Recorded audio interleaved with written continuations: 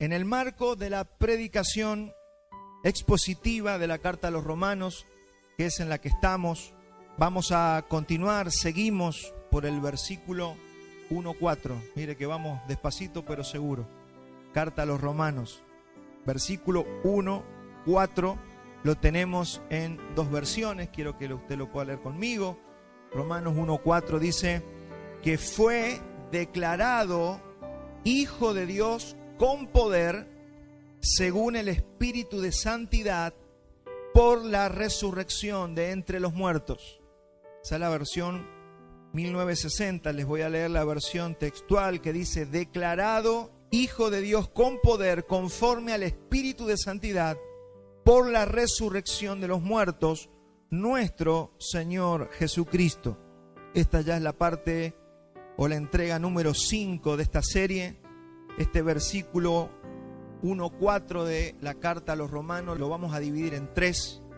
Vamos a la primera parte que vamos a analizar: declarado Hijo de Dios con poder. El segundo párrafo es conforme al Espíritu de Santidad.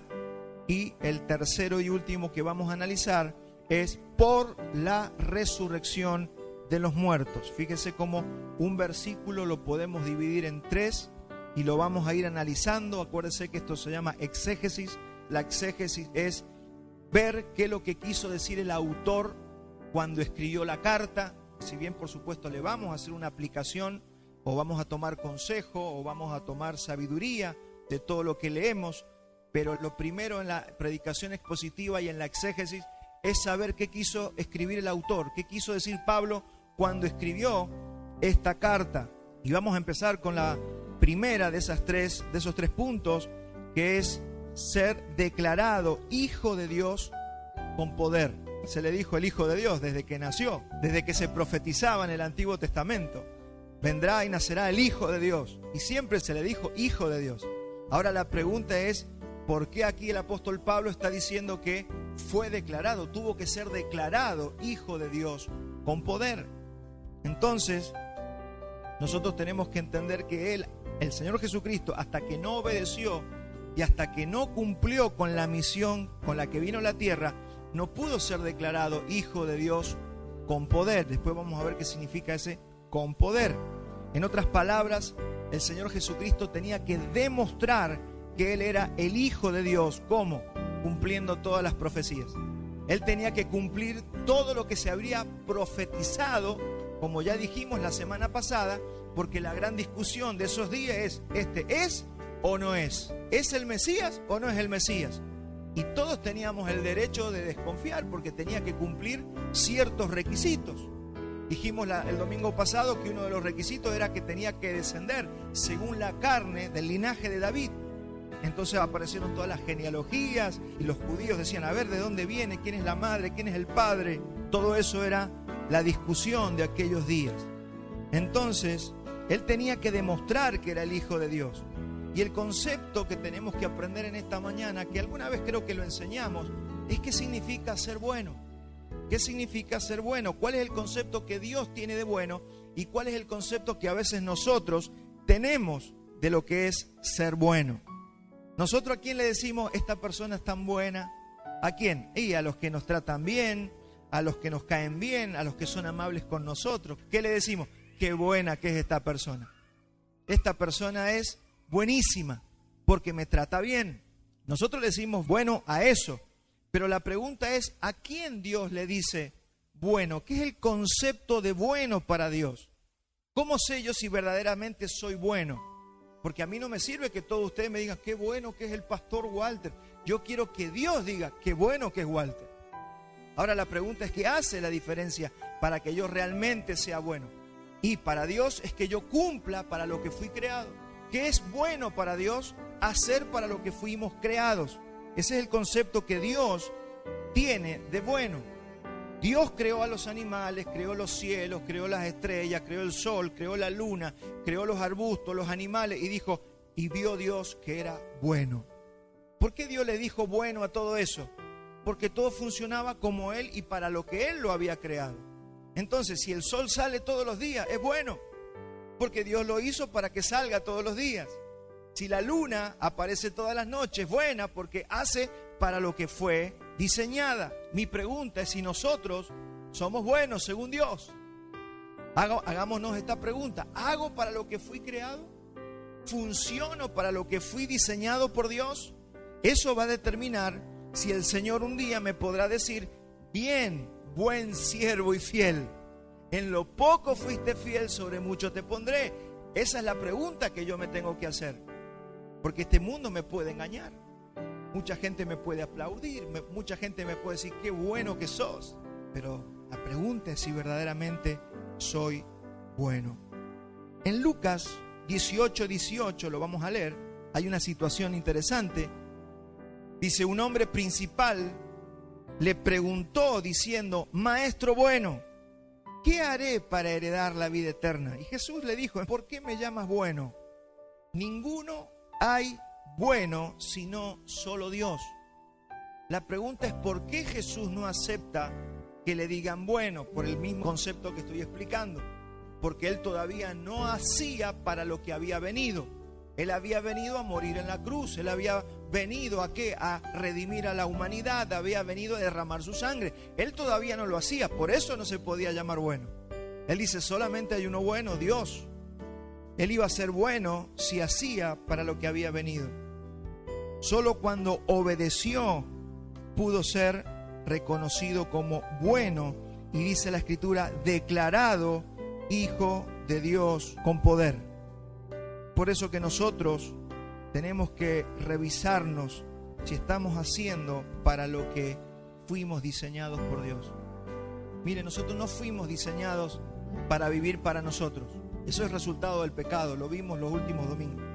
Si usted está viviendo como familia, como varón, como mujer, como joven, si usted está viviendo para usted, para ver cómo le va a ir a usted, para ver si usted forma familia, para ver si usted prospera económicamente, para ver si usted vive en salud, si usted todo le va a ir bien. Si usted está pensando, y eso es todo su pensamiento, quiero decirle que usted no está viviendo para lo que fue diseñado. Usted fue diseñado ¿para qué? Para madurar en Cristo.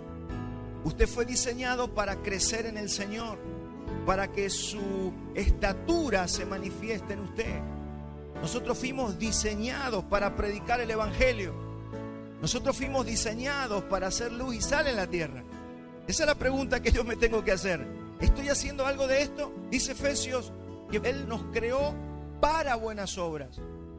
Estoy haciendo en mis buenas obras. Estoy amando a Dios, llamando a mi prójimo. Amo porque si no estoy amando a mi prójimo, si no estoy amando a Dios, yo no estoy funcionando para lo que fui creado. Mire, preguntas sencillas, pero destraban pensamientos en nuestra cabeza. ¿Cuándo un equipo de fútbol es bueno? Cuando gana la copa, cuando gana los partidos. ¿Cuándo un vehículo es bueno? Cuando me lleva a destino.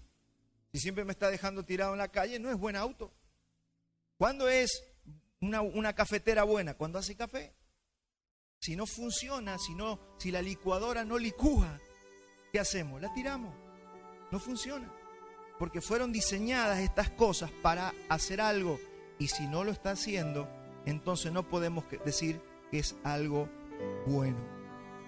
Vamos a analizar un poquito lo que es con poder. Con poder. Porque fue declarado Hijo de Dios con poder. ¿Con poder qué significa? Que el Padre le delegó toda autoridad. Fue declarado Hijo de Dios con poder, con autoridad. Él vino, caminó en la tierra, fue perfecto, pero tuvo que cumplir un propósito que era morir en la cruz.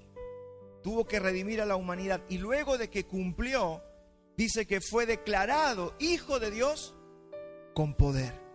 ¿Qué significa esto? Significa que el Padre a su Hijo Jesucristo, por haber obedecido hasta la muerte y muerte de cruz, le delegó toda autoridad y le dio un nombre que es sobre todo nombre, para que toda rodilla se doble delante de ese nombre. Fue declarado Hijo de Dios con poder. Acompáñeme a Mateo 28, del 18 al 19. Fíjese cómo la Escritura comienza a afirmar esto, porque luego de que resucita, acá estamos en la gran comisión, Mateo 28, 18, dice: y Jesús se acercó y les habló diciendo: toda potestad me es dada. Es decir, todo poder, toda autoridad. Una parte, no, toda autoridad le fue dada. Y esto es algo que tenemos que aprender de Jesús. Jesús recibió todo lo que el Padre le dio, todo. Toda potestad me es dada, ¿en dónde? En el cielo, en la tierra. Por tanto, vayan y hagan discípulos. ¿Quién nos está mandando a ser discípulos? El que tiene toda potestad. Yo digo esto, Jesús no era un mando medio, porque a veces decimos el Padre, porque nosotros tenemos una mente así piramidal, ¿no? El Padre, después viene Jesús y el Espíritu Santo anda por ahí. No, eso es un error gravísimo. Padre, Hijo y Espíritu Santo son uno. Solo que la segunda persona, el verbo de vida, se tuvo que hacer hombre, tuvo que venir a la tierra, se humilló haciéndose hombre porque era Dios. Y Dios dice que por cuanto resucitó de los muertos, recibe cuerpo glorificado, se le dio toda autoridad. La misma autoridad que el Padre, solo que ahora Cristo es una nueva criatura, una nueva creación. Es algo nuevo. ¿Para qué es ese algo nuevo? Para incluirnos a nosotros. Si hay algo nuevo, por eso se llama nueva creación, nueva criatura. Usted el día que creyó se transformó en nueva criatura. Es una nueva creación. Es diferente a Adán, es diferente a todos los hombres que usted ve en la tierra. Somos otra creación. Y para eso vino el Hijo de Dios. Y para eso Jesús se hizo hombre. Toda potestad me ha sido dada.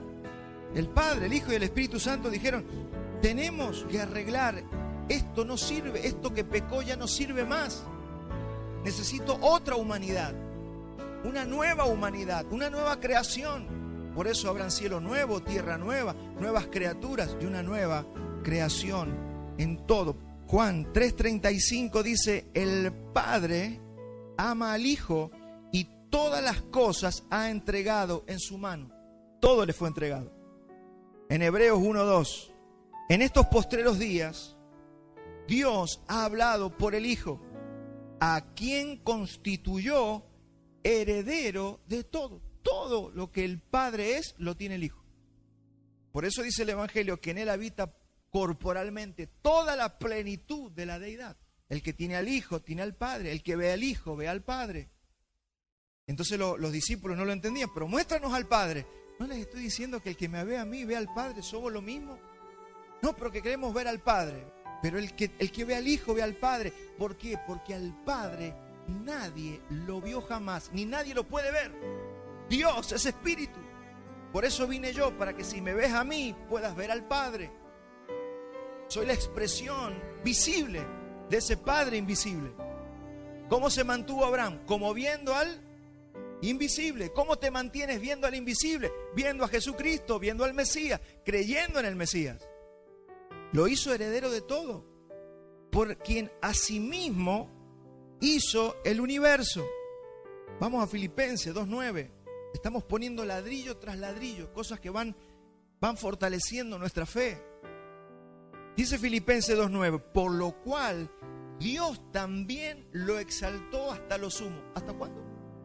Hasta lo sumo, no se puede exaltar más. Hasta lo sumo. Y le dio un nombre que es sobre todo nombre. La gran discusión y la gran pelea con los judíos, con los cristianos. ¿Cuál es el nombre de Dios? ¿Cuál es el nombre de Dios? Mire, ¿sabe cómo se llama Dios? Jesucristo nuestro Señor. Le dio un nombre que es sobre todo nombre. No, pero estamos en la misma. Pero muéstrame el nombre del Padre.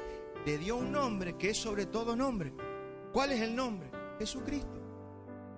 Nuestro Señor Jesucristo. Sí, porque no, pero que yo sé que es Jehová y todas las discusiones que hay. Por algo Dios no puso en la Biblia, así se pronuncia, hay una confusión. ¿Por qué? Porque Él le iba a dar un nombre a su Hijo que es sobre todo nombre. Y en el nombre de Jesús se incluye el nombre de Yahweh que todos hemos conocido. ¿Dónde está ese nombre? Incluido en Jesús. Por eso cuando uno menciona a Jesús, lo menciona en hebreo, es Yahshua. Cuando el nombre se acorta, el nombre en el Antiguo Testamento se acortaba, era Yah. Pero ahora manifestado y revelado por su Hijo Jesucristo.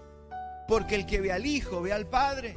Nombre que es sobre todo nombre, para que en el nombre de Jesús se doble toda rodilla de los que están en los cielos y en la tierra y debajo de la tierra, y toda lengua confiese que Jesucristo es el Señor, para la gloria de Dios Padre. ¿Cuántos le quieren dar gloria al Padre?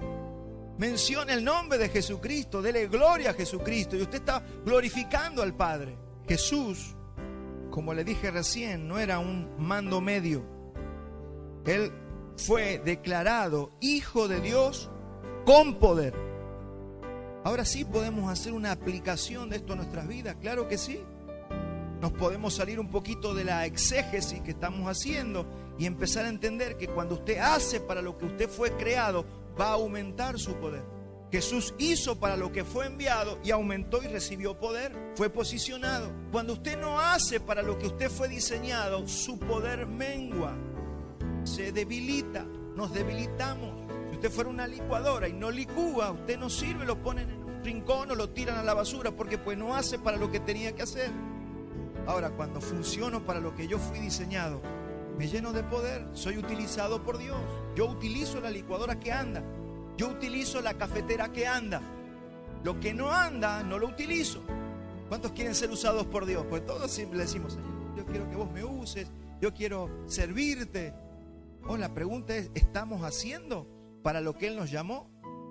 La primera comisión que acabamos de leer, vayan, anuncien el Evangelio. No, es que me da vergüenza, es que en mi trabajo nadie me va a creer, no, es que se van a reír de mí. Bueno, eso es lo que pasa. No hacemos para lo que fuimos creados. Y si lo hacemos, a veces lo hacemos mal porque no nos preparamos, no estudiamos, no nos capacitamos. Tenemos 10, 15, 20 años cristianos, no sabemos el plan de salvación. Claro, ¿cómo vamos a ser utilizados por Dios? Tenemos que prepararnos, tenemos que estudiar, tenemos que llenarnos del Señor. Vamos al segundo punto, a la segunda parte de este versículo, que es conforme al Espíritu de Santidad. Dice que fue declarado Hijo de Dios con poder conforme al Espíritu de Santidad. En otras palabras, esa palabra conforme es la palabra bajo, sometido bajo el Espíritu de Santidad. El Señor Jesucristo vivió y caminó en esta tierra bajo, obedeciendo al Espíritu de Santidad. Jesús fue perfecto y sin pecado. Esto es fundamental para entender mi redención. Jesús no pecó, todo lo hemos escuchado, pero ¿realmente lo valoras? ¿Valoras que Él fue sin pecado? Él no pecó porque tenía que hacer una obra que vamos a ir hablando en los próximos minutos. Pero Él fue perfecto y fue sin pecado. Hay un montón en la Escritura refiriéndose a esta verdad. Proverbios 4:3, en la figura de la sabiduría, en Proverbios dice, porque yo también fui hijo de mi padre, delicado y único delante de mi madre. El Señor Jesucristo manifestándose en un hijo de santidad, en un hijo que caminó perfecto aquí en la tierra. Los profetas, como David en el Salmo 110:3 dice, tu pueblo se te ofrecerá voluntariamente en el día de tu poder, en la hermosura de la santidad. Hermanos, la Escritura dice que no debemos cansarnos porque todavía no hemos derramado sangre luchando contra el pecado. ¿Qué significa eso? Que hubieron hombres en la historia donde gobiernos, como Daniel, por ejemplo, que le dijeron, adora la imagen. No la voy a adorar, estoy dispuesto a morir antes que adorar una imagen. Hombres que estuvieron entre la espada y la pared y tuvieron la posibilidad de guardar la santidad o no guardar la santidad. Entonces Pablo y los apóstoles nos dicen, pero ¿por qué se quejan tanto si todavía no han sido puestos en esa extrema situación? Hombres que prefirieron ser echados a los leones, otros fueron quemados, otros fueron encarcelados por no pecar. Y nosotros, que no hemos llegado a esos extremos, todavía nos debatimos, miento en el trabajo, no miento, le digo que no estoy. Lo que nos está hablando es de santidad, porque el segundo punto es conforme al Espíritu de Santidad. Así caminó el Señor, bajo o sometido al Espíritu de Santidad. La iglesia fue llamada a que vivamos bajo el Espíritu de Santidad. Va a haber muchas cosas que vamos a perder por estar bajo el Espíritu de Santidad. Vamos a perder trabajos, vamos a perder amistades, nos van a aborrecer, no nos van a querer, nos van a odiar. ¿Por qué? Porque queremos ser santos. Y este mundo está diseñado para aborrecer lo santo. Por eso Jesús, cuando vino a la tierra, fue odiado, aborrecido y crucificado. Pero nosotros, ¿qué queremos a veces? Algunos cristianos quieren caerle bien a todo el mundo, queremos agradar a la gente. Hermanos, Fuimos llamados a vivir conforme al espíritu de santidad, como vivió Él. Los jóvenes hoy en día tienen que definirse si van a vivir conforme al espíritu de santidad o conforme al espíritu de este mundo. Los noviazgos no son para manosearse, no son para fornicar, es para programar un matrimonio en santidad. No es para que robemos y mintamos en los trabajos, para que ganemos clientes por zurda, mi hermano, aunque tengamos menos dinero, pero ¿sabe qué? Conforme al espíritu de santidad. Y tengo a mi esposa y la respeto y no ando mirando a otras mujeres. ¿Por qué? Conforme al espíritu de santidad. Me visto, soy mujer. ¿Cómo me visto? Me visto conforme al espíritu de santidad. Porque somos el cuerpo de Cristo. Estamos en Cristo Jesús. Somos su cuerpo y debemos vivir conforme al espíritu de santidad. Hermanos, lo que oímos, lo que vemos, todo tiene que ser conforme al espíritu de santidad. Y la iglesia ha sido llamada a esto. Y nosotros hemos sido llamados a esto. Estamos trabajando para organizarnos como iglesia. En los próximos meses daremos cursos de membresía. En los próximos meses vamos a establecer quiénes somos miembros, quiénes son asistentes a la iglesia. Porque todo tiene que tener un orden. Porque la iglesia fue llamada conforme al espíritu de santidad.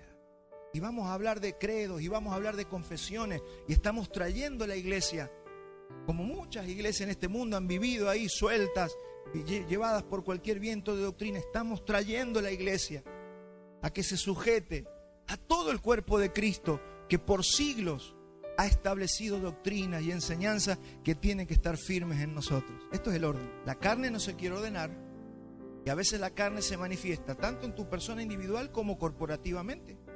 Como iglesia no queremos ordenarnos, como iglesia no queremos someternos. No, nosotros somos una iglesia independiente. No, las iglesias tienen credos, tienen confesiones. Nos estamos estableciendo como una iglesia confesional. No se preocupe que ya vamos a explicar todas estas cositas. Pero eso tiene que ver con el orden de la iglesia a niveles mundiales. A niveles mundiales. Esa santidad nos fue otorgada. ¿Por qué es importante que Jesús haya vivido conforme al espíritu de santidad? Porque esa es la santidad que nos ha sido dada. Él nos imputó su justicia. Él nos dio su perfección. Porque esto va a ir determinando, y con lo próximo que vamos a hablar en los próximos minutos, usted va a entender su redención y por qué usted es salvo o no lo es. Él, si yo he creído, me ha imputado su justicia por la fe. ¿Qué es esa justicia? ¿Cuántos recuerdan la definición de justicia? A ver, la iglesia. Señor, oro para que se acuerden. ¿Qué es justicia? El proceder recto de Dios. Ese proceder recto de Cristo me fue regalado, porque Él fue perfecto para eso. Me regaló esa perfección. ¿Cómo? Por la fe. Yo soy perfecto delante de Dios, por eso soy redimido, justificado, santificado y tengo vida eterna. Él se llevó mi pecado, ¿recuerdan? Un intercambio, Él se llevó mi pecado, Él me da su justicia. Eso me hace salvo. Hoy puedo celebrar la salvación. Entonces, esa santidad nos ha sido otorgada y es de la cual debemos vestirnos cada día. ¿Por qué? Porque Él nos ha regalado su justicia, pero por esa gracia yo también puedo caminar perfectamente en la tierra. Ahora, ¿qué estorba que yo camine perfectamente en la tierra? Sí, mis pasiones, mis deseos, carne. Yo quiero lo que a mí me gusta, yo quiero lo que a mí me deleita. Hermanos, si yo no muero, si yo no decido tomar la cruz, si yo no decido negarme, no voy a poder caminar en esa santidad que ya me ha sido dada. Esa rectitud por la que caminó Jesús me ha sido dada. ¿Y qué dice el Evangelio? Vístanse cada día de ese nuevo hombre. Vístanse cada día de ese nuevo y desechen las vestiduras del viejo hombre. Yo cuando era chico me acuerdo que mi mamá me tenía que tirar alguna ropa porque yo siempre era vieja, rota y yo me la quería poner. Ese pantalón que ya estaba destruido. Y así somos a veces con la ropa vieja, con el viejo hombre. El Señor te está diciendo, tirá esa vestidura vieja que tenés. Sacate esos deseos. ¿Qué te puede dar ese deleite de este mundo que estás disfrutando todos los días? ¿De qué te sirve? Tomá, y venía mi mamá, me acuerdo, con un pantalón nuevo. Y yo quería el roto, el que a mí me gustaba, porque ya tenía onda tenerlo así todo roto. Y así somos con el nuevo hombre y el viejo hombre. Entonces Efesios 4:24 dice eso. Vestíos del nuevo hombre. Vístanse del nuevo hombre. ¿De qué? De eso que ya nos ha sido dado.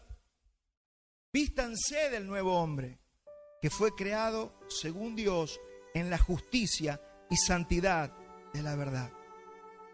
Hermanos, si Jesús hubiese tenido el pecado más pequeño, Él no podría haber cumplido con su propósito y no nos hubiera podido salvar a nosotros. Él no cometió el más mínimo de los pecados. Por eso le debemos glorificar y por eso le adoramos, por eso le cantamos, por eso le rendimos honor. Y ya mire, ya llegamos al tercero, pero preste mucha atención, no se me distraiga. Tercera parte de este versículo es por la resurrección de los muertos, y aquí está el tema central que vamos a trabajar, que le vamos a dedicar mucho más tiempo: la resurrección de los muertos. Entonces fue declarado Hijo de Dios con poder, conforme al Espíritu de santidad, por la resurrección de los muertos. Y aquí nos vamos a meter en un tema apasionante que es la resurrección del cuerpo. La resurrección es más importante de lo que nosotros pensamos. La resurrección es la evidencia cúlmine de la obra de Cristo y de su evangelio. Yo siento que la iglesia ha, no sé si menospreciado, pero le ha dado poca importancia al asunto de la resurrección. Sí, la hemos estudiado, la hemos creído, pero creo que debemos darle mayor preponderancia a la resurrección. Escucho pocos predicadores y pocos cristianos hablar de la resurrección. Hablamos mucho de la muerte, que Jesús murió, derramó su sangre, que Jesús murió por ti, que Jesús fue a la cruz. Eso se escucha mucho y en abundancia, pero poco escuchamos sobre la resurrección del Señor. Y esa resurrección es una evidencia. Yo quiero que se quede con esa palabra. Si podemos definir resurrección, es evidencia. Todo es confirmado por la resurrección. La muestra de que su obra fue perfecta y aceptada por Dios el Padre fue la resurrección. Y aquí vamos a ahondar un poquito. Es la muestra de que el sacrificio fue aceptado.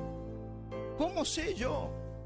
Porque podría venir cualquier loco diciendo: yo soy el Mesías, yo muero. Pero la evidencia de que verdaderamente era el Mesías es la resurrección. Acompáñeme a 1 Corintios 15:20. Dice el apóstol Pablo a los Corintios: mas ahora Cristo ha resucitado de los muertos, primicias de los que durmieron es hecho. Y acá ya empiezan las buenas noticias. Si es primicia, significa que no es el único. Primicia significa que no es el único que resucita. Ya empezaron a recibir las buenas noticias, ¿verdad?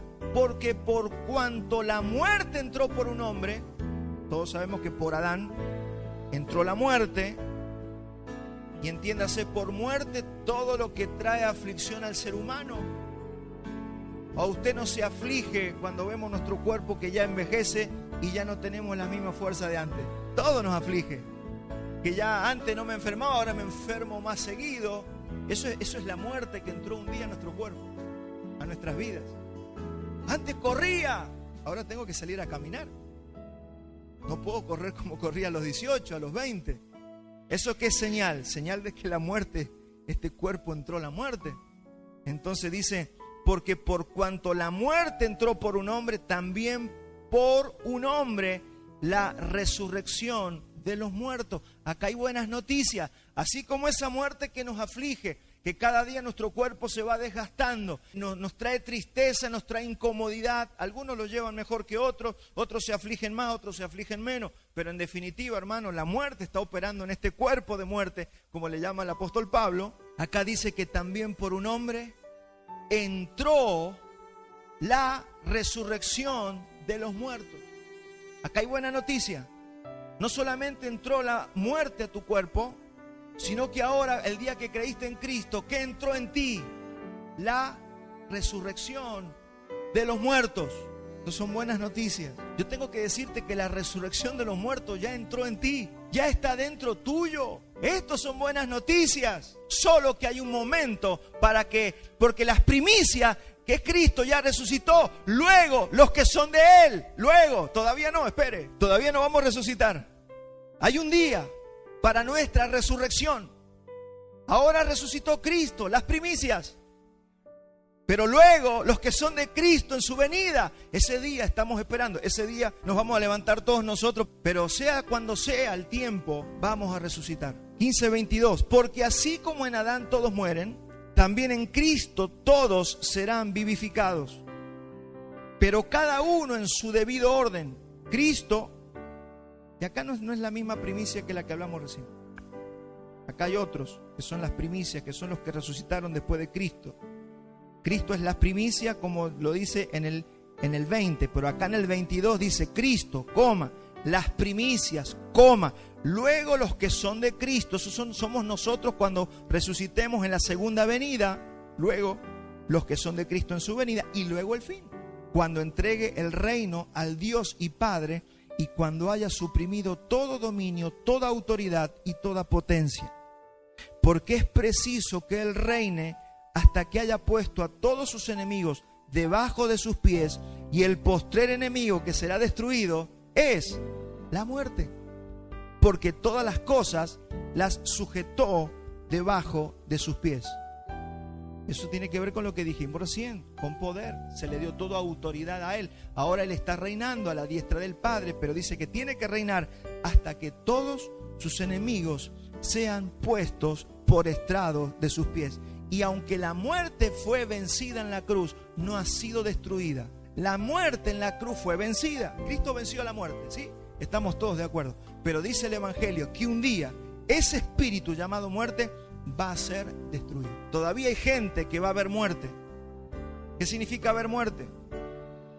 Se van a encontrar con un espíritu llamado muerte que los va a meter en el Hades. Pero habrá un día donde el Señor dice que va a destruir a ese espíritu. Y ya no habrá más muerte. Y ahí se enjugarán todas las lágrimas que han derramado los hijos de Dios y los escogidos por siglos y por siglos. Vamos a tener celebración eterna en el reino de nuestro amado Padre. ¿Cuántos celebran todo eso?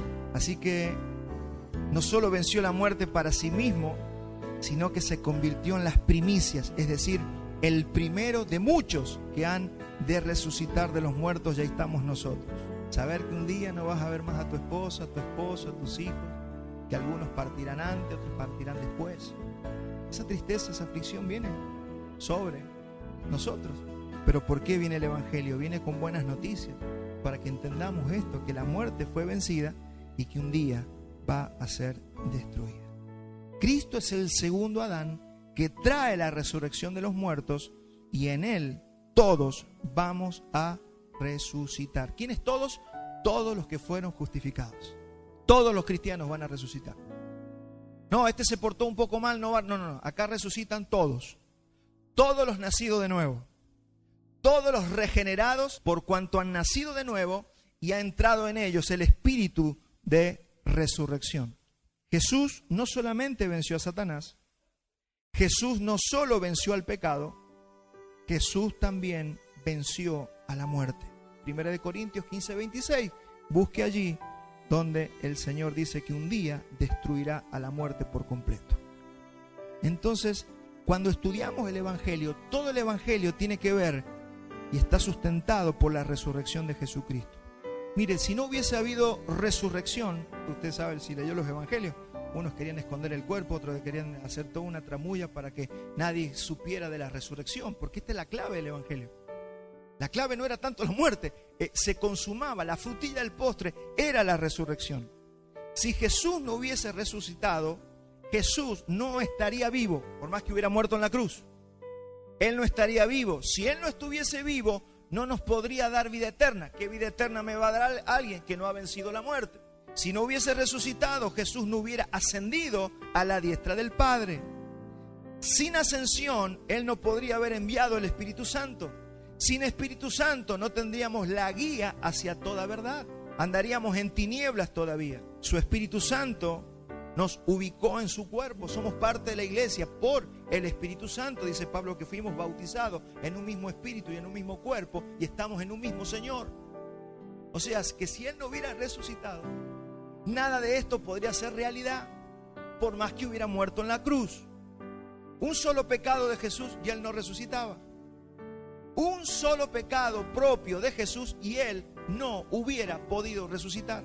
Si Él no hubiera derramado su sangre y su sangre hubiera sido pura, porque era pura su sangre, porque no pecó, entonces ninguno de nosotros podría resucitar tampoco. Entonces, si su Espíritu no hubiera venido, no habría iglesia. Y por el Espíritu Santo también hace que nosotros resucitemos un día. Juan 6:39 dice, palabras del Señor Jesús, dice: y esta es la voluntad del Padre, el que me envió, que de todo lo que me diere no pierda yo nada, sino que lo resucite en el día postrero. Es la obsesión del Señor. Todo lo que el Padre le dio. Dice que algunos y otros no. No, dice todos. Todos los que el Padre le dio para que sean salvos, no se va a perder ninguno, van a resucitar. Así que celebre que si usted ha nacido de nuevo, usted va a resucitar de los muertos. Vamos a resucitar de los muertos. Esto, mire, yo creo que hay una deuda en la iglesia de este mensaje. Vamos a resucitar de los muertos. Por eso hay poca esperanza en algunos cristianos. Vamos a resucitar de los muertos. Dígaselo, repítalo en su casa todos los días. Ahora entiendo por el Evangelio y por la palabra que voy a resucitar de los muertos. Todo lo que el Padre ha dado que nazca de nuevo va a resucitar de los muertos. Porque por un hombre entró el pecado, pero por Cristo entró la resurrección de los muertos. La eterna discusión: ¿cuál es el día del Señor? ¿El sábado o el domingo? Los judíos el sábado, los cristianos el domingo. Ahora, ¿por qué los cristianos nos reunimos el primer día de la semana? Nos reunimos el primer día de la semana por una razón. Porque Jesús sí resucitó el sábado, pero el primer día de la semana es el símbolo de una nueva creación y de una nueva vida. Por eso los primeros cristianos se comenzaron a reunir el primer día de la semana.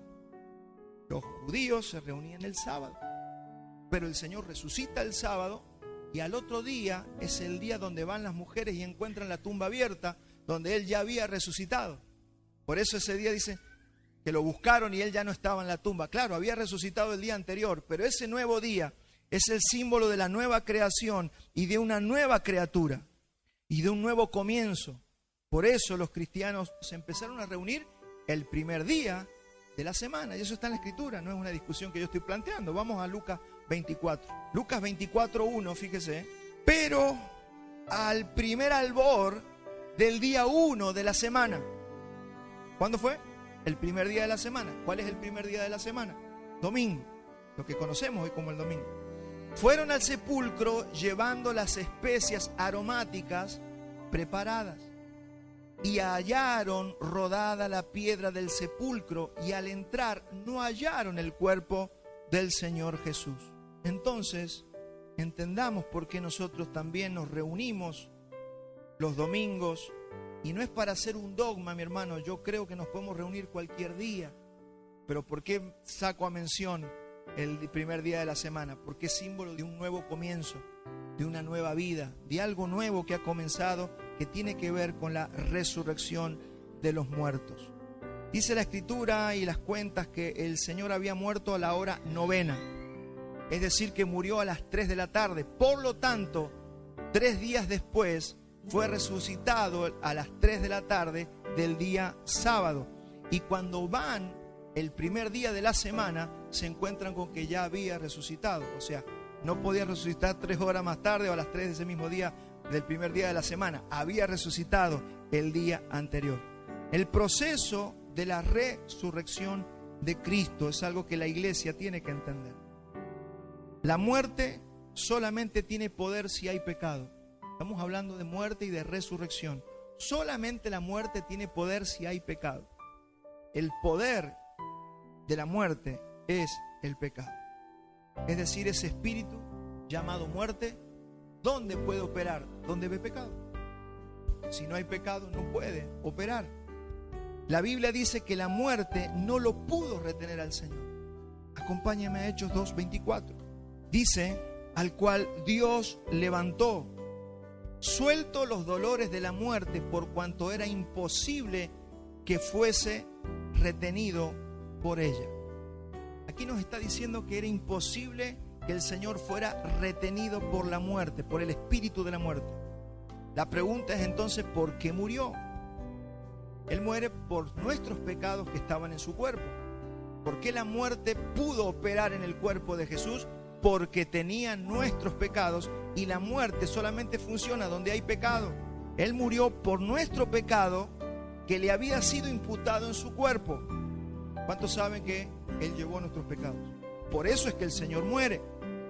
Su misma sangre que se está derramando en la cruz, sangre sin pecado, está perdonando el pecado que estaba en su propio cuerpo, por el cual la muerte lo quería retener. Pero por cuanto su sangre perdonó nuestros pecados que estaban en su cuerpo, fue que dice aquí que la muerte no lo pudo retener suelto de los dolores de la muerte, por cuanto era imposible que fuera retenido por ella. Así que Jesús, al llegar al Hades, la muerte no lo puede retener allí, y el Señor resucita al tercer día. Esto es el por qué hay una resurrección. Y eso es por qué nosotros no podemos ser retenidos por la muerte tampoco. Y acá vienen más buenas noticias. Explicarte y explicarme por qué nosotros ya no podemos ser retenidos por la muerte. Porque una cosa es decirte que un día vamos a resucitar. Otra cosa es que hoy te enteres que la muerte no nos puede retener. Por eso cuando un cristiano muere, no ve muerte, sino que automáticamente abre sus ojos frente a su Padre Celestial. No vamos, como dicen algunos, al sueño del alma, que no sienten más nada hasta que resuciten. No, usted y yo, si hemos creído en el Señor, la muerte no nos puede retener. Es imposible que nos retenga. Por eso automáticamente que muramos, nos vamos a la presencia de nuestro Padre Celestial, para que no se entristezcan, no tengan tanta tristeza como los que no tienen esperanza. Sabemos que si hoy nos toca partir de esta tierra, apenas cierre mis ojos, los abriré y me encontraré con mi Padre Celestial. Es resurrección, no solamente de Cristo, Él es primicia de muchos hermanos más que somos nosotros. ¿Cuántos creen esto? Porque lo tiene que creer. No es que, sí, yo una vez lo escuché. No, lo tiene que creer. Porque el justo por la fe vivirá. Y usted no puede creer lo que no entiende. Por eso hay que explicar el Evangelio. Romanos 6:9, sabiendo que Cristo, habiendo resucitado de los muertos, ya no muere. La muerte no se enseñorea más de Él. Así que Él resucitó para hacer las primicias, y se ha determinado un tiempo para que nosotros también resucitemos. Qué glorioso, hermano, saber que si hoy partimos, no veremos muerte. ¿Cuántos celebran eso? El día que partamos no tendrá efecto en nosotros la muerte. Es por eso que tenemos vida eterna. Y nuestra herencia se llama vida eterna, que es Cristo Jesús, porque Cristo es la vida. Amados, en definitiva, la resurrección es el catalizador de nuestra justificación. Es lo que nos ha justificado. Romanos 4:25 dice, el cual fue entregado por nuestras transgresiones y resucitado para nuestra justificación. ¿Por qué usted fue justificado? Porque Él resucitó. La resurrección es la muestra de que yo he sido justificado. ¿Y qué significa esto? En otras palabras, ¿cómo nosotros sabemos que Dios el Padre aceptó el sacrificio de Cristo? ¿Cómo sabemos? Por esto que estamos diciendo ahora, por la resurrección. La evidencia de que Dios el Padre aceptó el sacrificio, el holocausto, es que resucitó. ¿Cuántos se acuerdan en el Antiguo Testamento el sumo sacerdote? Que entraba, primero hacía un sacrificio por él, y luego entraba al lugar santísimo, echaba la sangre ahí sobre el arca del pacto para expiar los pecados de todo el pueblo. Eso es la sombra y la figura de lo que Cristo hizo. ¿Y cómo sabíamos que el Padre había aceptado el sacrificio del sumo sacerdote? Porque salía vivo. Si no, se dicen que lo sacaban muerto. Si entraba el sumo sacerdote con pecado, moría allá adentro y se terminaba. No había expiación. Entonces, que el sumo sacerdote surgiera vivo, saliera vivo del tabernáculo, era la señal. Esa es la figura de que Jesucristo, luego de que entró al templo celestial, derramara su sangre, expiara el pecado y que Él pueda haber salido en la resurrección de los muertos, nos muestra que el Padre aceptó el holocausto. Por eso es tan importante la resurrección. Nos está mostrando que el Padre aceptó el sacrificio de Cristo. Entonces, Jesús resucitó porque el Padre aceptó el sacrificio y el pecado fue perdonado.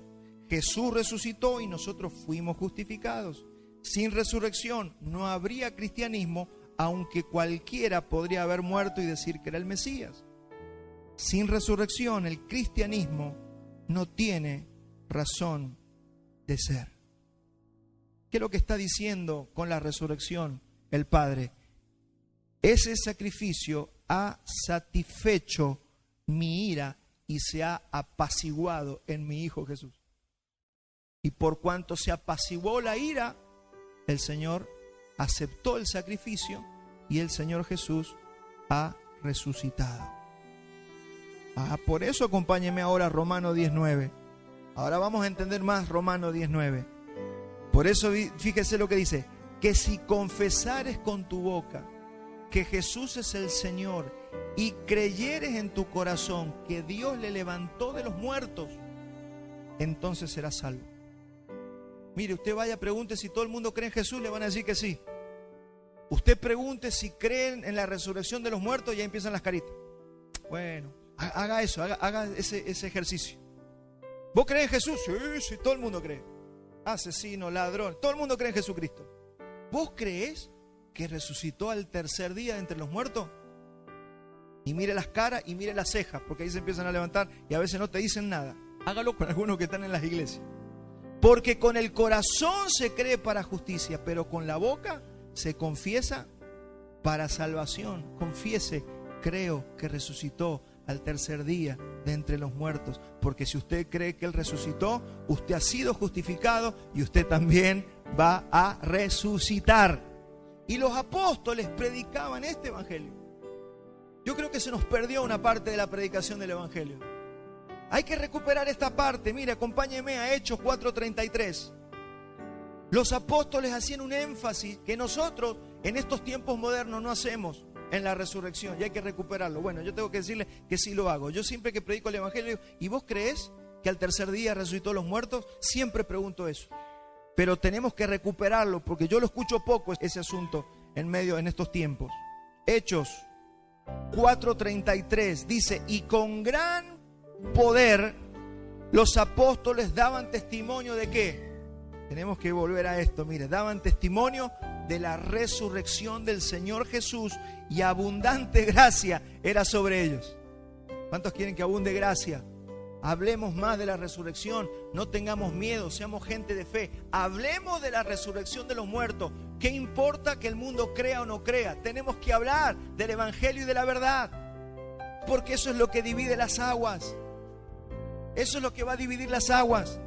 Yo creo que tenemos en las iglesias mucha gente que cree en Jesús que murió, pero no cree que ha resucitado de los muertos, porque cuando uno cree en la resurrección de los muertos, vive en el poder de la resurrección, porque hay un poder en la resurrección, porque hay matrimonios que resucitan, porque hay economías que resucitan, es poder, porque hay cuerpos que se van a levantar, hay poder, es el poder que restaura, es el poder que sana los cuerpos, es el poder que limpia nuestra mente y nuestro corazón, es el poder de la resurrección. Todo nuestro problema, ¿cómo se llama? Incredulidad. Incredulidad. ¿Cuál es el peor pecado? Incredulidad. ¿Por qué se estancan las vidas? Incredulidad. ¿Por qué somos incrédulos? Porque amamos más el mundo que las cosas de Dios, porque hay más Netflix, porque hay más internet que Biblia. Por eso se debilita la fe. Por eso llamo a la iglesia, me llamo yo y nos llamamos a todos nosotros a volver a la palabra, a volver a la oración. Mi hermano, fortalezca su vida espiritual, que no se apague el espíritu. Si está apático, si ya no quiere escuchar mensajes, si le fastidia la palabra, es que se está apagando el espíritu y necesitamos que se encienda. Y necesitamos despertares, por eso hacen falta avivamientos. Porque ahí empiezan las críticas, porque ahí empiezan los descontentos, porque ahí empiezan los enojos. Con eso viene todo lo demás. Moralidad, pecado, todos los demás pecados vienen después de eso. Cuando estoy lleno del Espíritu, mi hermano, no quiero pecar, aborrezco el pecado. Cuando estoy encendido, cuando mi espíritu está prendido. Hermanos, esa es la diferencia. Vestíos del nuevo hombre. Vestíos del nuevo hombre. ¿Cuál es nuestra inversión de tiempo como cristianos, como hijos de Dios? Usted no solamente es responsable de su propia vida, usted es responsable de la iglesia a la que pertenece, la iglesia local. Y usted es responsable del cuerpo al cual usted pertenece, que es la iglesia mundial. Empieza a rever su vida espiritual. ¿Cómo está su vida espiritual? ¿Cómo está su oración? Hechos 4:2. Resentidos los judíos de que enseñasen al pueblo y anunciasen en Jesús la resurrección de los muertos. Se enojaban. Se enoja el que es carnal, el que es el fariseo, se enoja porque se hablaba de la resurrección de los muertos. De Pablo se burlaban por predicar de la resurrección. Mire, Pablo le estaba predicando a los griegos, estaban felices los griegos, porque a los griegos les encanta escuchar cosas nuevas. Oído griego. Mira, este trae nuevos dioses, estaban contentos los griegos. Hasta que pasó esto. Pero cuando oyeron lo de la resurrección de los muertos, unos se burlaban y otros decían, ya te escucharemos otra vez. Ahí se pudrió todo, cuando se habló de la resurrección. Entonces, mi hermano, ¿le hablas a tus hijos de la resurrección? Le enseñamos a nuestros hijos, a nuestros discípulos, le hablamos sobre la muerte. Porque, mi hermano, a veces veo que los cristianos no estamos entendiendo la muerte. Y a veces hasta nos podemos entristecer más que los impíos que no conocen a Dios. Pablo dice que nos vamos a entristecer, pero no como los que no tienen esperanza. Entonces es diferente cuando hay esperanza. Es diferente cuando está la fe y está el Señor. Y así tiene que ser nuestras vidas. Y así tenemos que organizar también nuestro entorno, nuestra casa. No puede ser que le tengamos un terror a la muerte como los impíos. Podemos morir nosotros, queridos. De hecho, todos vamos a pasar por eso. Mi pregunta es si estás preparado en la fe, estás entrenado en el Evangelio, o nos vamos a entristecer como los que no tienen esperanza. Hermanos, reveamos eso. Jesús dijo, yo soy la resurrección y la vida. El que cree en mí, aunque esté muerto, vivirá. Y ahí se entiende, ¿no? El que esté muerto significa el que su cuerpo se detuvo. Mire, Jesús no entró en un proceso de descomposición. Y al tercer día de su cuerpo no fue ni mejorado ni restaurado. ¿Sabe qué fue? Glorificado. Eso va a pasar cuando usted y yo muramos, cuando se detenga este cuerpo. Dice que nuestro cuerpo va a ser transformado, regenerado. Y eso lo profetizó el rey David a través de Pedro en Hechos 2:31. Dice, viéndolo antes, habló de la resurrección de Cristo, que su alma no fue dejada en el Hades. Su alma no fue dejada en el lugar de tormento, ni su carne vio corrupción. Está hablando del cuerpo de Jesucristo. Se cumplió y se va a cumplir en nosotros. 1 Corintios 15:44, que dice, se siembra cuerpo animal, resucitará cuerpo espiritual. Tóquese el cuerpo animal. Animal es porque tiene ánima, porque tenemos alma. Pero acá dice, se siembra cuerpo animal, resucitará cuerpo espiritual. Hay cuerpo animal y hay cuerpo espiritual, que es el que recibió el Señor Jesucristo en la transformación allí en la tumba. Su cuerpo fue transformado, glorificado. Y ese fue el cuerpo que se levantó. Y ese fue el cuerpo que vieron todos los testigos en esos días. No solo sus discípulos, más de 500 hermanos vieron el cuerpo glorificado del Señor. Se les apareció a ellos. Fue el cuerpo glorificado que le predicó a Saulo de Tarso cuando iba rumbo a Damasco. Es el cuerpo glorificado del Señor. Es el cuerpo que te espera, porque la resurrección de los muertos ya entró en nosotros. Así también el cuerpo de nuestro Señor se sembró en deshonor, pero resucitó en gloria. Mire, no hay mucho honor en ver nuestro cuerpo cómo se arruga y cómo se envejece y cómo se enferma y cómo muere. No hay mucho honor ahí, pero resucita en gloria. La buena noticia es que Él no es el único ni el último, sino que es el primero de muchos hermanos. Termino con el gran misterio. Acompáñame a 1 Corintios 15:50. Pero esto digo, hermanos, que la carne y la sangre no pueden heredar el reino de Dios, ni la corrupción hereda la incorrupción. Usted sí o sí y yo tenemos que morir porque este cuerpo no puede entrar a salir de la caja de la que vimos la semana pasada. No se puede salir de la caja con este cuerpo. Para salir de la caja necesitamos un cuerpo glorificado. He aquí les digo un misterio, Pablo hablándole a los santos en Corintios. He aquí os digo un misterio, no todos dormiremos, pero todos seremos transformados. Es decir, todos seremos glorificados. En un momento, en un abrir y cerrar de ojos, a la final trompeta, porque se tocará la trompeta y los muertos serán resucitados incorruptibles y nosotros seremos transformados.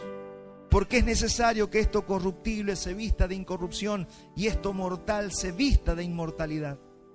Y cuando esto corruptible se haya vestido de incorrupción, es decir, el día que usted sea transformado y esto mortal se haya vestido de inmortalidad, entonces se cumplirá la palabra que está escrita: sorbida es la muerte en victoria. Y podremos gritar recién allí: ¿dónde está, oh muerte, tu aguijón? ¿Dónde, sepulcro, tu victoria? Ya que el aguijón de la muerte es el pecado y el poder del pecado la ley. Mas gracias sean dadas a Dios que nos da la victoria por medio de nuestro Señor Jesucristo. Victoria, eso es victoria. Victoria sobre la muerte, victoria sobre el pecado, victoria.